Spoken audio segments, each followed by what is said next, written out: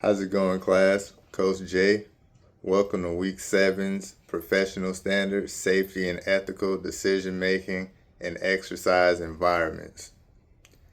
This week's discussion, I chose Scenario B, Youth Sports Conditioning Environment. I chose that one because that's an unfamiliar background for me. So Scenario A, I hear that discussion every week or so from the younger airmen in my flight. They're always talking about trying the next best creatine, best protein, BCAAs, etc. I chose youth sports because honestly, I haven't really seen people push the military style training in this newer age of fitness. But we can jump right on into the assessment. So the immediate safety and risk assessment for this one, as you all know, instructing youth sports environment can be a very demanding task, especially if it involves competitive sports or a program in general. I've identified a few risk factors that have me wary of how I approach this teaching situation. 1. Belittling athletes for the betterment of others. We have someone that seems like they're having a medical emergency with shortness of breath. At least they should be treated as such. We also have an athlete that has expressed self-harm. And lastly, an unlicensed nutritionist coach is instructing one of my members on diets that I frankly don't think they're qualified to instruct on. So let's look at how we can mitigate some of these problems. I'd have to look into my scope of responsibilities, to be honest with you. Working outside of those parameters can get me fired or get me into some legal hot water, if you catch the drift. All of my concerns that I have the potential of some type of negligence if not properly acted upon in a timely manner. Since this is a group setting, I'm obligated to have the best interest of my students' goals. That's making sure they're healthy enough to participate in whatever activity they're choosing. Basically, whatever we're working on, I'm making sure they can actually perform. Professional scope of practice analysis. I know many find fault at the military style training approach. Me personally, I kind of see that as building mental fortitude if used correctly. Keyword, used correctly. But I can see how many view this as an excessive intensity while violating duty of care and age-appropriate training standards. It's the singling out athletes to motivate others that it kind of doesn't sit right with me. As I said earlier, I'm not belittling anyone that may just need some. Let's say I'm not gonna belittle anyone that just needs some one-on-one training to catch up with the more advanced people. So if I'm putting someone down to motivate my advanced group, how does that work exactly? Since the workout is being recorded, this can be seen or viewed as public shaming. Everyone knows about people wanting to go viral, posting videos. All it takes is one bad video going out of me belittling someone and my credibility is basically shot. Nowhere in this scenario did it say that the athlete that was struggling to breathe actually received care. This kind of neglect actually violates our ethical obligation to protect our participants. Although I'm the conditioning coach, I'm here to create and maintain safe boundaries. The session should have been stopped right then, or they could have had an advanced participant take over and run the course, while aid is being rendered to the participant that can't breathe. When it comes to nutrition, though, I'm not a registered nutritionist yet. That's one of my big goals. Once I get my degree, I'm gonna take that test. So that's actually out of my scope. I can't prescribe, but I can educate.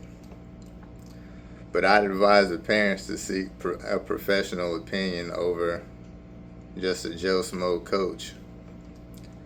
The athlete confiding concerns about a teammate's self-harm requires confidentiality. The only appropriate people that should be involved in this for liability purposes are basically the parents, maybe law enforcement, and medical personnel. Also, liability is broader in this group setting because just one unsafe practice will affect multiple people instead of just one if you're in a solo session. Evidence-based practice with professional boundaries. Let's look at how evidence-based practices conflict with the coach's demands and other problems in this scenario. Practices like singling out weak athletes, that may undermine confidence, increase anxiety, and it can worsen performance rather than improve it. The cut the carbs advice is inappropriate because, as we all been learning, carbohydrates are primary fuel for anyone performing any high intensity workouts. So if you limit your carbs, you're basically going to be weaker during the training sessions, and you're not going to get anything out of that training, and your recovery is probably going to be slower.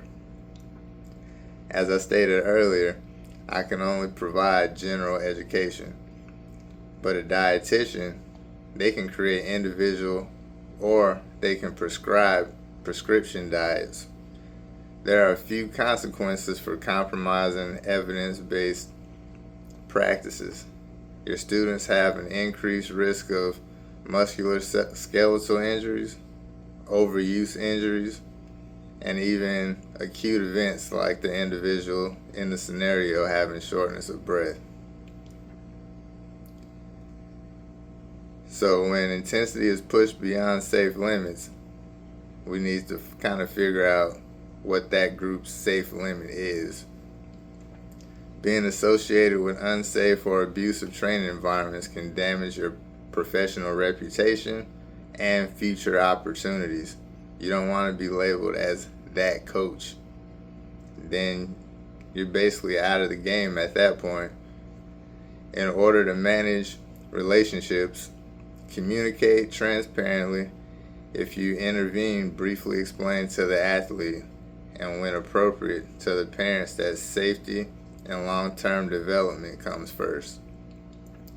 I know in a bunch of these paid programs, kind of like here in Arizona, club leagues are real big, so parents want to get the most money for their buck, but the safety of their kid comes first over them progressing through their training at an advanced pace. Multi-stakeholder communication and crisis management. When it comes to stakeholder communication, you must intervene immediately for safety, decline unethical directives, and escalate mental health concerns appropriately, and communicate with each stakeholder in a way that's firm, professional, and it's aligned with evidence based in your practice. The boundaries that we create protect us legally and ethically, and they protect the athletes physically and psychologically. I'd respond to the head coach by presenting safer alternatives to his unethical coaching recommendations in private. I don't want to show up the coach or embarrass him in front of parents or his actual athletes.